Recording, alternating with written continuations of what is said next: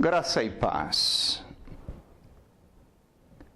Amados, este vídeo tem a finalidade sequencial, na realidade, ao vídeo anterior que nós postamos no nosso site. Aquele vídeo se chama Salvação Eterna.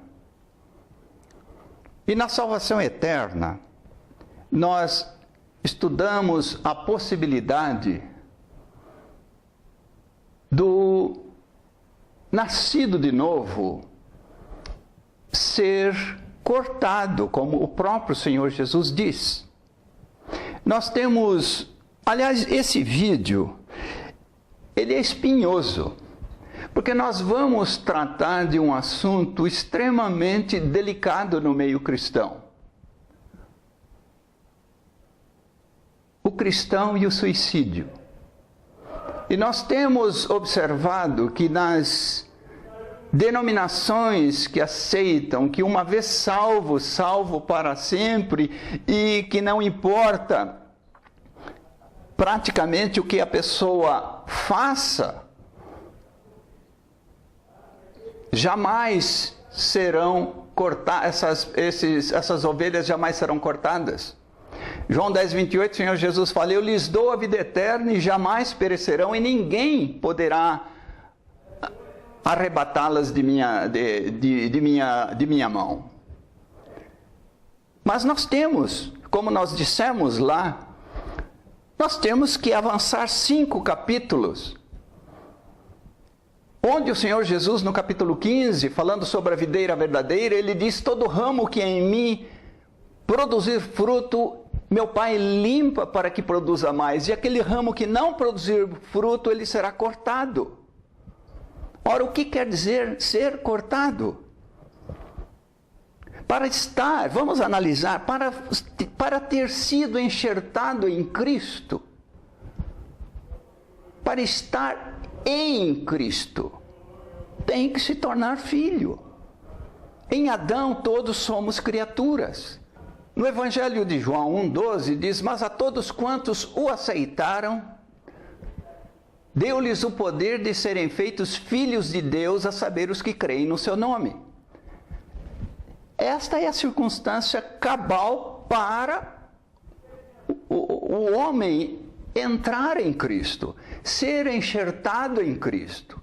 Por isso, esse ramo que está em Cristo, o próprio Senhor Jesus diz que se não produzir frutos, será cortado. E no versículo 6 ele fala ainda que será lançado ao fogo. Então, nós estamos vendo que está faltando um cotejamento de João 10:28 com João 15:2 e 6. Já começa a ficar nitidamente claro que eu lhes dou a vida eterna e jamais perecerão, e ninguém as poderá arrebatar de minha mão. Esse é o concerto da parte de Deus, esta é a aliança da parte de Deus, e evidentemente ela não vai ser rompida nunca. Agora, e se o que foi salvo retroceder, como diz lá em Hebreus 10, 39. E nós não somos daqueles que retrocedem para a própria perdição. O verbo apoleso.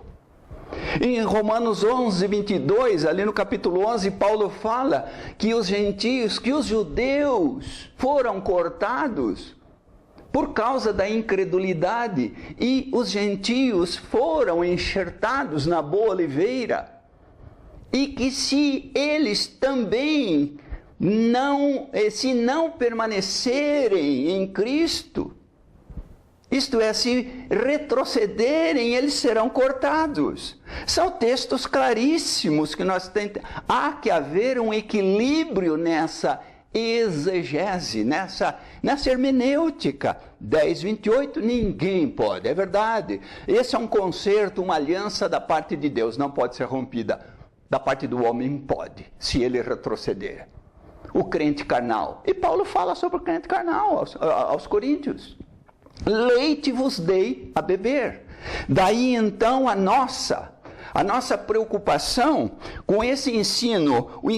A pessoa acaba de aceitar o Senhor Jesus. Aí pega uma revista de escola dominical que diz, como nós já vimos, nessa denominação, a revista da escola dominical diz que a salvação é de uma vez para sempre e ninguém pode perdê-la. Aí eles falam, e se perdeu é porque não era salvo. Mas o texto não diz isso. O texto diz que se pode perder. Vamos a outro. Nós dissemos lá no outro vídeo, citando 2 Pedro capítulo 2, falando sobre os falsos profetas. 2, 1. O apóstolo Pedro diz, assim como no meio do povo de Israel se levantaram falsos profetas, assim também no meio de vós se introduzirão mestres, que se levantarão mestres que introduzirão dissimuladamente heresias destruidoras, renegando o Senhor que os resgatou. Estes sofrerão pena de eterna destruição. Esse verbo resgatar, querido telespectador, esse verbo resgatar no grego é o verbo agorazo, ser comprado. Ora, se um dia esses, que agora Pedro chama de falsos mestres, um dia eles foram resgatados, foram comprados. E o verbo é o mesmo ali em 1 Coríntios capítulo 6, por preço nós fomos comprados. O verbo agorazo quer dizer ser comprado, ser resgatado. Agora esses falsos mestres se apostataram. No versículo 14 de 2 Pedro 2, Pedro os chama de filhos malditos.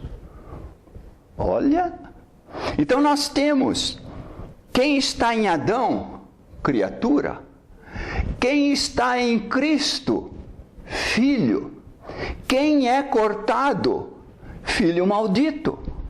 São palavras duras que é o apóstolo Pedro, e é nesse capítulo 2, depois de fazer uma analogia com a rebelião dos anjos, com Sodoma e Gomorra e tal, no versículo 14, ele diz que são filhos malditos, e Pedro continua, e ele lá no versículo 20, ele fala que seria melhor que eles nunca tivessem conhecido, porque eles foram purificados, eles escaparam da contaminação do mundo.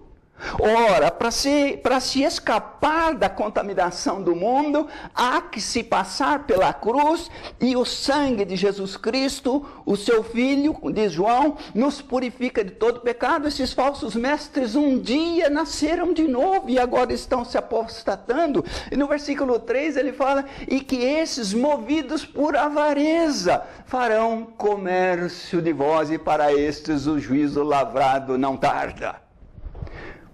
Lá nos últimos versículos, voltando, ele diz que esse estado é pior do que o primeiro, e Pedro usa uma linguagem forte, uma analogia forte. Ele diz que esses que se apostataram, que um dia foram resgatados, e agora estão traindo. Renegar é trair. Eles não estão negando, porque um dia eles foram salvos, eles estão renegando, eles estão traindo o Senhor. Seria melhor que eles nunca tivessem conhecido, porque o seu último estado é pior que o primeiro, e com eles acontece o que diz o adágio: a porca lavada voltou a revolver-se no lamaçal. Duríssimas essas palavras. Bem, então, nós vamos perguntar: e o suicida cristão? Mas parece que isso é um paradoxo. Se é cristão, como é que pode ser suicida? Pois nós temos. Daí a dificuldade desse vídeo. Nós estamos aqui para falar com amor. Esta é uma palavra profética da parte do Senhor. Caro telespectador, não estamos falando para você sair da sua igreja. Seus pastores são homens de Deus. Talvez por não entenderem bem o texto, dão uma colocação que a Bíblia não dá. Como eu li o trabalho de um moço, ele disse: nem mesmo, parafraseando João 10, 28, ele fala: nem mesmo você pode escapar da mão de Deus como salvo. Isso é acréscimo. 1 Coríntios 4, 6, o apóstolo Paulo fala: não ultrapasseis o que está escrito, ensoberbecendo-se uns em detrimento dos outros. Eu tenho a revelação. Não está escrito, mas o Senhor me falou. Não. Há que haver um equilíbrio, então, nos dois versículos. Aqui ninguém não perde, e aqui pode ser cortado. Então, o equilíbrio fica evidente que da parte de Deus a aliança não é rompida, e da parte do homem pode. Agora, se você for ensinado, e nós temos visto isso, por que tem acontecido alguns suicídios no meio denominacional que prega que a salvação, em hipótese alguma, se perde? Há 7 tipos de assassinatos. E nós vamos dar ênfase nessa palavra porque essa é a nossa intenção mesmo.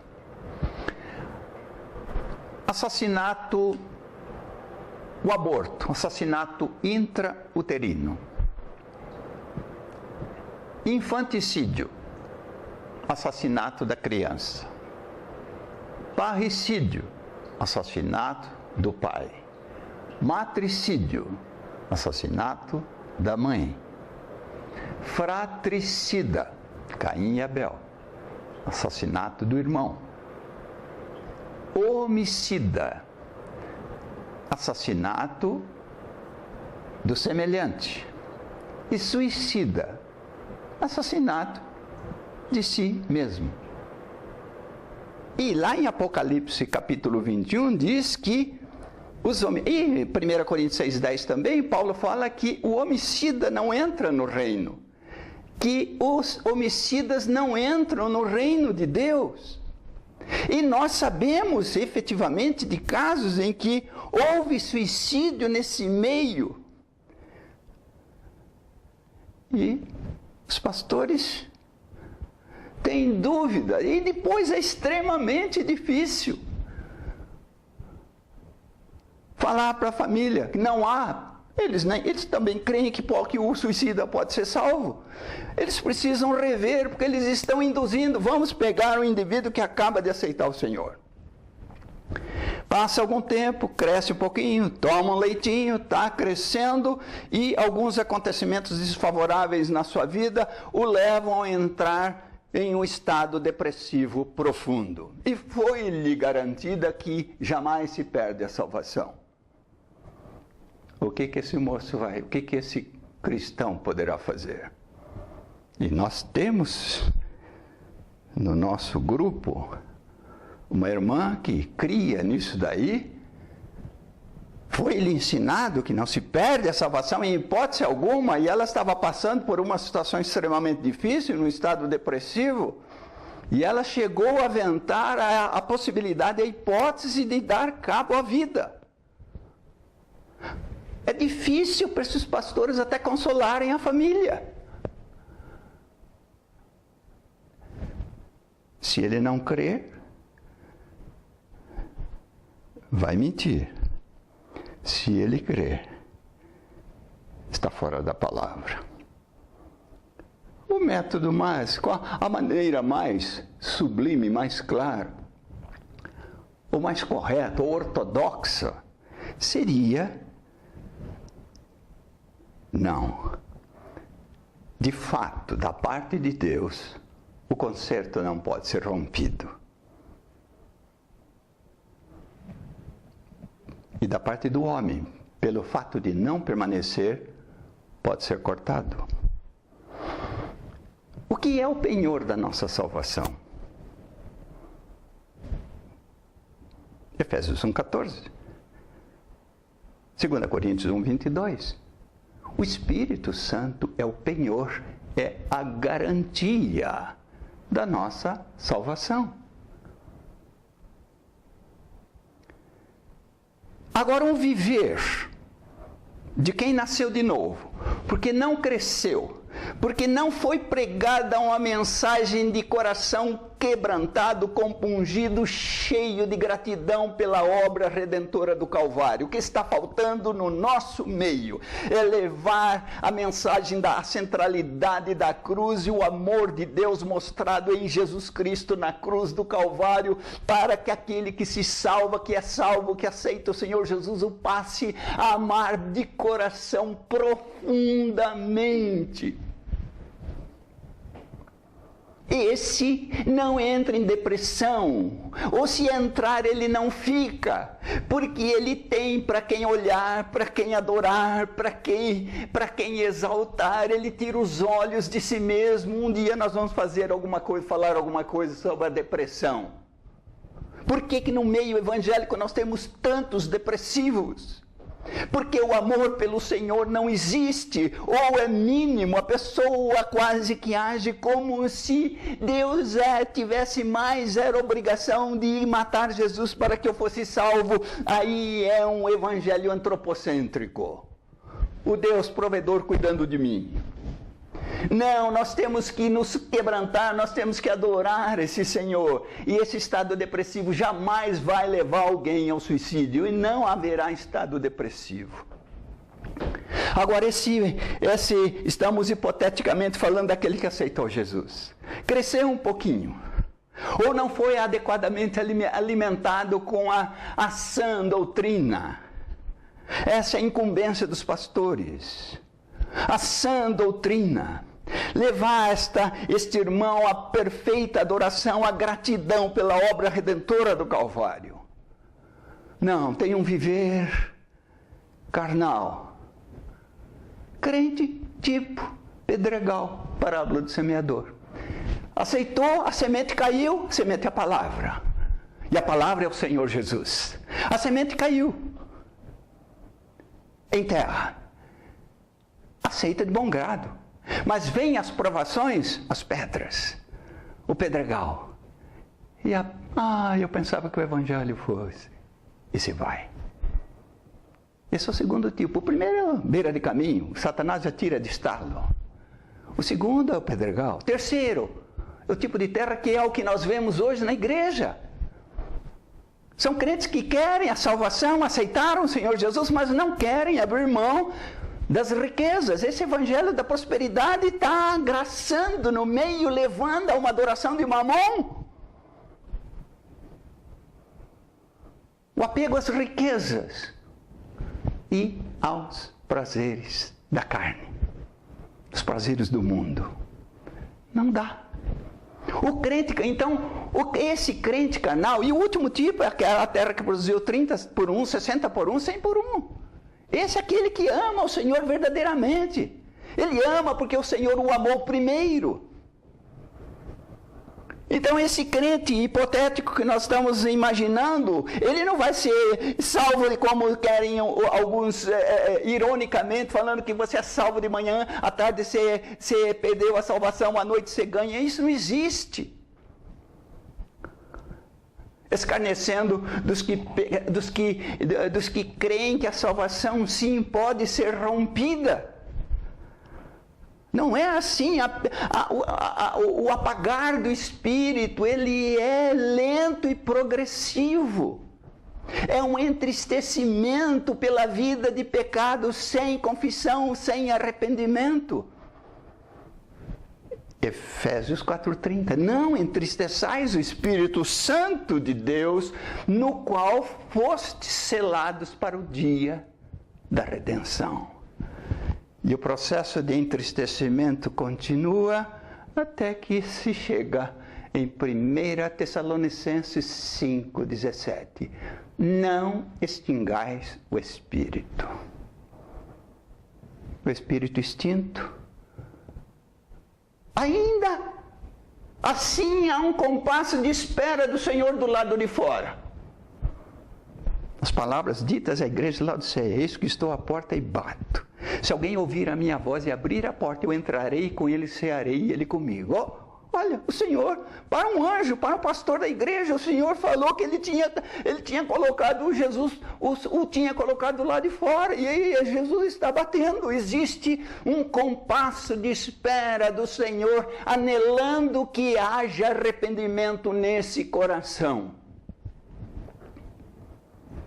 E só Deus sabe quando a pessoa vai ser cortada, definitivamente. Mas vai haver aquele momento. 12 de Hebreus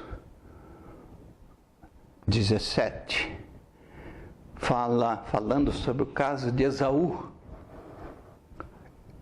O escritor de Hebreus fala de separar-se da graça de Deus. Então pode separar da graça de Deus. Se você se separar da graça de Deus, onde está a sua salvação? Para que nós não sejamos como Esaú, que por um prato de lentilhas separou-se da graça de Deus, e depois com lágrimas tentou. Perdeu o direito de primogenitura. Primogenitura é sinônimo para o cristão, primogenitura é sinônimo de salvação. Pois nós estamos em Cristo. Em Cristo. Primogenitura, eu sou em Cristo, eu faço parte do primogênito de muitos irmãos. Agora, o que é estar em Cristo? Essa é a chave, essa preposição é importantíssima. Estar em Cristo significa que enquanto o Espírito Santo estiver dentro de você, você está em Cristo, você tem a vida eterna dentro de você, a vida Zoe. Que o Espírito vai se apagando? Claro que vai. Bom, não vamos tocar muito mais nesse assunto. Extinto o Espírito. Há um compasso de espera do Senhor, que só Ele sabe. Quando Ele considerar que o direito de primogenitura foi perdido, o nome é apagado do livro da vida. Já está eminentemente claro que a predestinação interpretada pelos calvinistas, os amados irmãos calvinistas, essa interpretação não é correta. Você não é predestinado para ser salvo. Porque você foi eleito, ou salvo, ou escolhido, ou conhecido de antemão. Romanos 8:29. Sim, o segundo passo a seguir. Uma vez eleito, agora você é predestinado. Você não é predestinado para ser salvo. Porque você aceitou Jesus e o Espírito entrou em você, você é agora predestinado. Você é salvo, o segundo passo, predestinado para a filiação. Por isso que em Romanos 8:29, Calvino esqueceu do verbo no versículo 29. Ele começa do 30. Aos que predestinou, a estes chamou, os que chamou, a estes justificou, aos que justificou, a estes glorificou. Calvino se esqueceu do primeiro verbo que está no versículo 29. Aos que de antemão conheceu, eleição segundo a presciência de 1 Pedro 1:2. Deus sabe, por Ele estar na dimensão eterna, Deus sabe e Deus nos vê aceitando a Jesus Cristo como Senhor e Salvador. O nome é escrito no livro da vida. Ele nos diz para permanecer em Cristo, porque de outra forma o nome pode ser apagado. Apocalipse 3:5. Moisés falou para o Senhor: Senhor, risca o meu nome.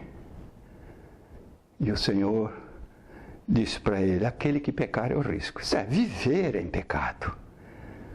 Pronto. Perdeu seu penhor. O nome é apagado. Então, como é que não se perde a salvação? Então, esse ensino, essa má interpretação, está conduzindo o cristão fraco à possibilidade, está conduzindo à possibilidade do suicídio. E o suicida não entra no reino. 1 Coríntios 3:17. Aquele que destruir o tabernáculo, Deus o destruirá. O verbo apoleso de novo. Pedro lá fala destruir, verbo apoleso. Hebreus fala, nós não somos dos que retrocedem para a própria perdição. O verbo apoleso, ser destruído. Bom, então nós vimos que o suicídio é uma forma de assassinato, é um autoassassinato. A propósito, para ilustrar essa questão do suicídio, nós vamos pegar dois personagens. Um no Velho Testamento e um no Novo. No Velho Testamento nós vamos pegar o rei Saul. O rei Saul foi ungido por Deus.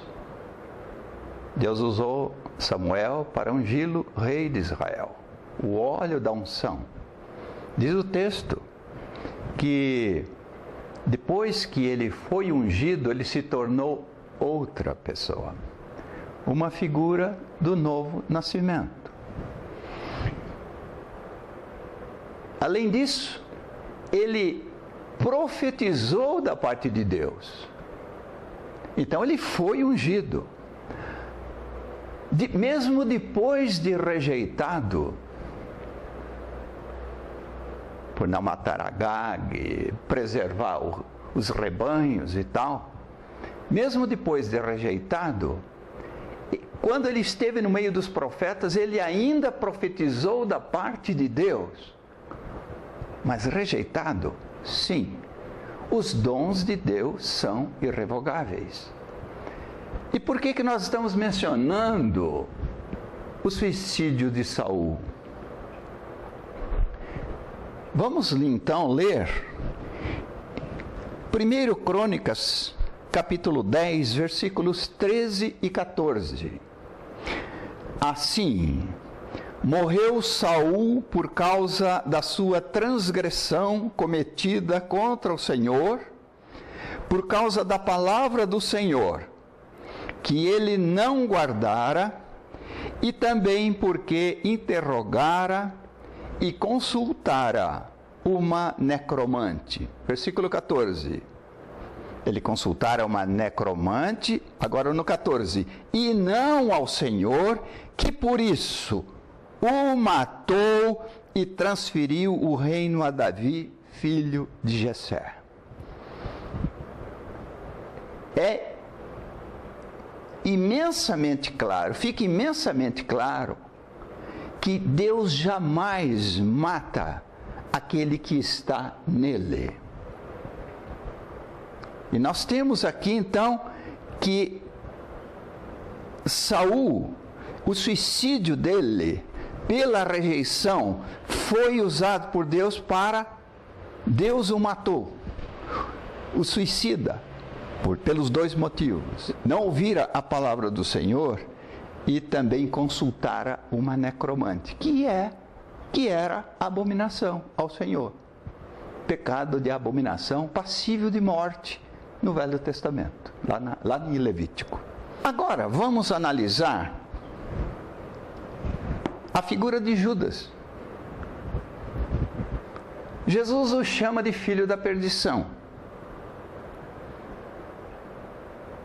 E Jesus disse, quando Judas sai, para que se cumprisse a profecia. Bom, a pergunta que fica é a seguinte.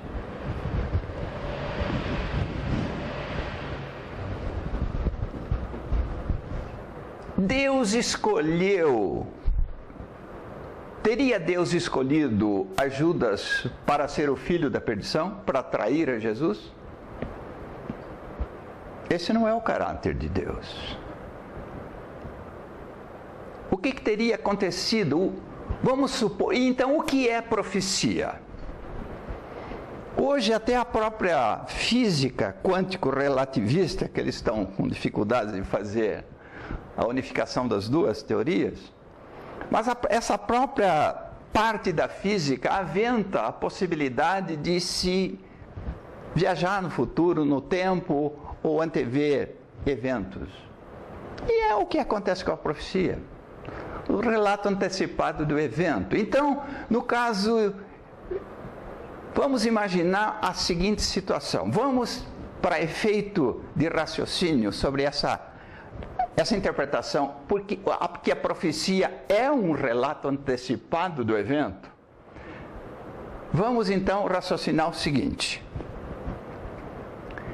Vamos imaginar que ao invés de Judas sair para o suicídio, quando ele atirou as moedas no piso do templo, e os sacerdotes disseram, é problema seu. Vamos imaginar esse seguinte quadro, que Judas, ao invés de suicidar-se, ele vai até a cruz, ele abraça os pés do Senhor, chorando em prantos e pedindo perdão ao Senhor. Certamente ele seria perdoado e ele não seria chamado de filho da perdição, porque a profecia relataria a atitude de Judas. Ao invés de suicidar-se, ele teria corrido, na nossa linha hipotética, ele foi até o Senhor, abraçou os pés do Senhor, pediu perdão, ele não seria chamado de filho da perdição. Pedro negou, se arrependeu, foi restituído. Judas seria restituído. De outra forma, nós iríamos imaginar que Deus teria criado um homem especial para ser condenado. E esse não é o caráter de Deus, porque Deus não tem prazer na morte do ímpio. E a profecia se cumpriria da mesma maneira, o desfecho é que seria outro. Como então os pastores devem tratar com essa situação? E a situação do suicida na sua congregação? Vai garantir a salvação para o suicida? Olha que situação, usar um termo comum, lugar comum. Olha que saia justa para o pastor. Ele vai falar que a pessoa foi salva, como nós já ouvimos. Um determinado pastor, num programa de rádio, ele, já repetindo o que nós falamos no outro vídeo, ele diz, alguém pergunta para ele que um determinado pastor dessa denominação havia suicidado. E olha, em rádio, no ar, ele diz que aquele pastor, respondendo à pergunta da moça, da irmã, ele disse que aquele pastor foi covarde, mas ele apressou, porque ele apressou a ida para a casa do pai. Esse que falava ao rádio salvou um suicida. E a palavra de Deus diz que não. Eu sei que é extremamente difícil, mas vamos evitar os casos daqui para o futuro, para não induzir pessoas ao erro. E se o pastor crê que é salvo, medite nos textos que nós falamos sobre ser cortado, sobre extinguir o espírito. O homem pode. Alguns, amando mais o presente século, como Demas, abandonaram a fé, desviaram da fé. Paulo fala em 12:22 de 2 Coríntios, acho que é o versículo 22, que alguns que adulteraram lá na igreja de Corinto não se arrependeram. Então, como para evitar essa situação, essa saia justa, para evitar essa situação constrangedora? Não preguem que essa salvação está garantida, mas você vai deixar a pessoa com medo então, e se perdeu a salvação, aí vai ficar louco, como disse alguém. Não, nós vamos pregar a palavra de Deus que diz: enquanto você estiver entristecido pelo pecado que você estiver cometendo, significa que o Espírito o está convencendo do pecado. Arrependa-se e volte para o Senhor. Agora, você garantindo a salvação dele, esse pastor, ele abriu um campo fértil para o suicida. A pessoa entra num estado depressivo profundo, porque voltou-se para si mesmo, para os seus problemas até reais. Mas como tem uma válvula de escape chamada suicídio, vamos dar cabo à vida porque o meu lugar no reino de Deus está garantido. Não está. Esse é um erro cabal, é um erro, e nós falamos com muito amor. Eu sei, é uma palavra profética da nossa parte, mas isso emana da palavra de Deus e não do nosso coração. Se o nome pode ser riscado, perde-se a salvação. E nós temos que pregar este evangelho da parte de Deus. O conserto, a aliança permanece. E o que acontece neste meio? Quando há suicídio, tenta-se ocultar, se possível. Omite-se. Mas deixa. Eu sei que é duro para a família.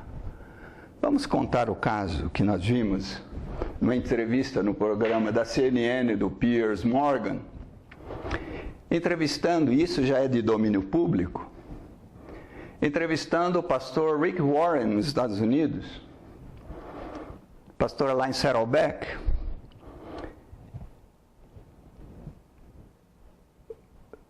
Porque o Rick Warren teve um filho que suicidou-se, 20 e poucos anos.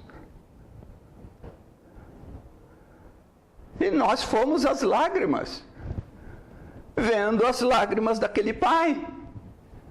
Como não nos compadecermos daquele homem, como pai que somos? Lágrimas vertiam do seu rosto, dos seus olhos. Rick Warren foi interrogado por Piers Morgan. Piers Morgan perguntou-lhe: seu filho está no céu? Ele falou: claro. Jesus morreu pelos pecados passados, pelos presentes e pelos futuros. E nós temos ouvido isso. É óbvio que Jesus morreu pelos pecados futuros nossos, desde que no futuro venhamos a confessá-los. E o sangue de Jesus Cristo nos purifica de todo pecado.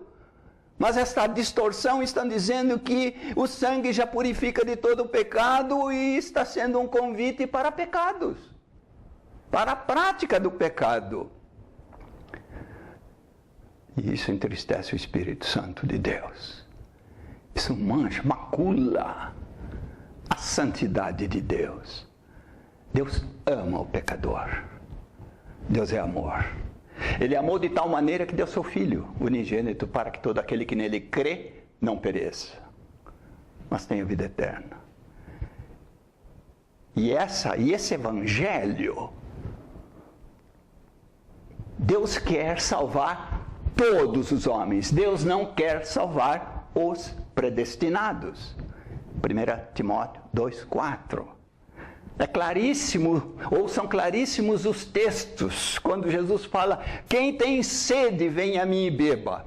Deus quer que todos os homens bebam dessa água, mas nem todos querem. Quando aquele coração se torna aquiescente a ouvir a voz do Senhor, a soberania de Deus é essa: o ímpio é condenado e o salvo, e o justo é salvo. Não existe essa soberania: eu quero você aqui comigo e você vai para o inferno. Não existe isso, amados. E também não existe essa situação de que você não pode ser cortado, de que o espírito não pode ser extinto, de que você não perde o penhor, porque se perdeu não era salvo. Os textos não nos autorizam a falar isso. Os textos mostram que aqueles que um dia foram comprados, resgatados, apostataram, se tornando falsos mestres. O caso do Piers Morgan. Voltando, ele disse que o filho estava salvo, absolutamente salvo, e estava na presença de Deus com os pais do Piers Morgan, estava com os pais do Rick Warren. Rick Warren disse que o seu filho estava com os avós, os pais de Rick Warren, olhando aqui para a terra. É ir além do que está escrito. Não ultrapasseis o que está escrito. O texto não diz, o texto diz que o rico no Hades via Lázaro. O texto não diz que Lázaro via. E não diz que essa nuvem de testemunhas não estão olhando para nós. Essas rodeanas são testemunhas que nos cercam em nome, em atitude, na galeria da fé. E o Rick Warren laborava nessa linha, que não se perde a salvação. Teve um filho suicidado, que suicidou-se. Então, amado irmão, essa palavra nossa, ela é amorosa. Nós estamos falando em nome de Jesus. Salva o pouco que resta, o que está para morrer, como diz o livro de Apocalipse. Como? Deixando de dar uma garantia que a Bíblia não dá.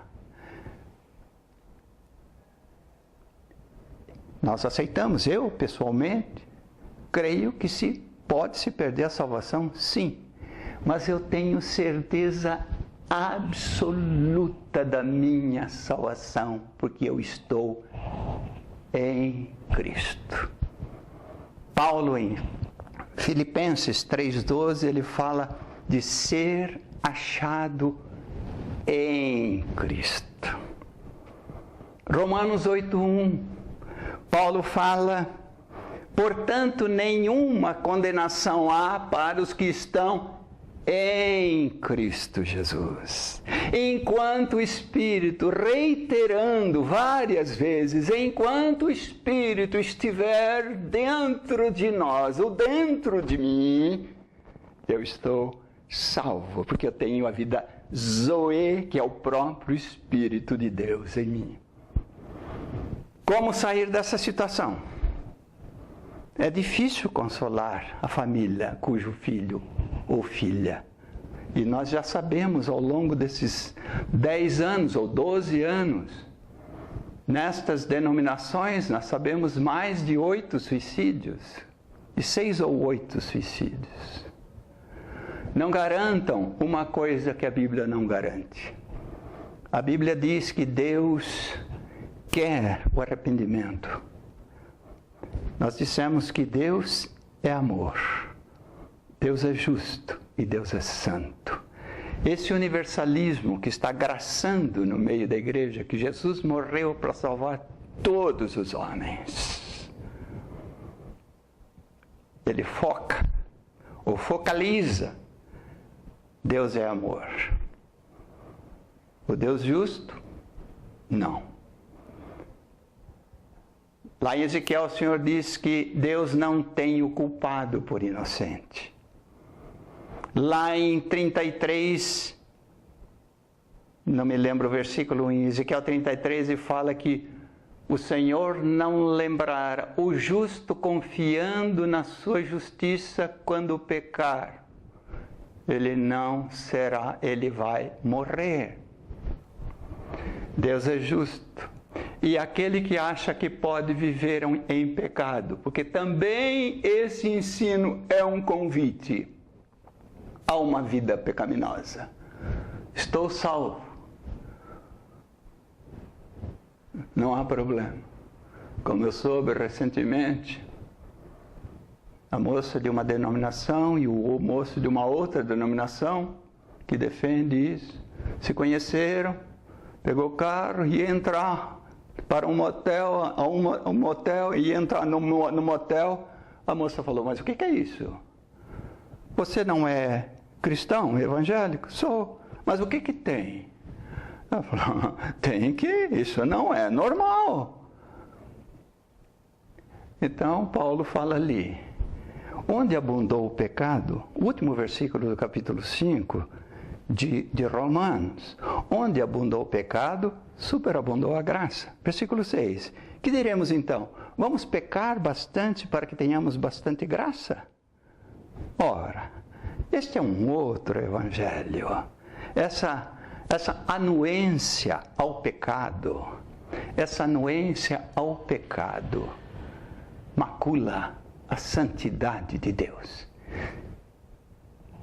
Caro telespectador, se você quer saber como Deus trata o pecado, esse pecado para a morte. João fala que há pecado não para a morte, mas esse pecado para a morte. Se você quer saber como Deus trata, olha o que foi feito com Jesus a partir do momento em que ele gotejou sangue, gotas como de sangue. Dali até o momento em que ele grita, Deus meu, por que me desamparaste? Esse é o tratamento de Deus para o pecado. Nós não acrescentamos nada à graça de Deus. A salvação é graça pura. O permanecer em Cristo não se trata de obras. O permanecer é resultado do amor, e esse amor leva a uma santificação sem esforço. Quando você ama o Senhor, você é fiel. Você não tem aquele desejo do pecado, fica se contendo e peca e cai. Tira os olhos de você, da situação. Fala, Senhor, eu quero te amar de todo o meu coração, de toda a minha alma, de todo o meu entendimento. O sacrifício teu, ó amado Jesus, por mim na cruz do Calvário, me deu vida eterna. E eu sou imensamente grato por aquilo que tu fizeste. Salvação não é por obras, para que ninguém se glorie. É dom de Deus. Efésios 2, 8 e 9. E no versículo 10 diz assim, porque nós somos feitura, criação dele em Cristo Jesus, para as boas obras, as quais Deus de antemão preparou para que andássemos nelas. Eu não agrego nada à minha salvação. A salvação é presente de Deus. Mas as minhas obras, o Espírito de Deus operando em mim para as boas obras, essas obras são ouro, prata, pedras preciosas, que serão contadas no tribunal de Cristo para galardão. E se eu fizer por esforço próprio, carnal, meu, essas obras são madeira, feno e palha. Passam pelo fogo e se queimam. E o tal será salvo como que pelo fogo. Os dois versículos, essas duas citações estão em 1 Coríntios 3:12a e 3:12b. Que Deus te abençoe ricamente. Medita sobre este amor. Entre no seu quarto, ore ao Senhor. Fala: Senhor, eu não quero pregar isto. Se isto não vem de ti, se esta palavra procede de ti, ó Deus, dá-me esse sentimento para que eu não mais anuncie aquilo que a tua palavra não anuncia. Em nome de Jesus. Amém.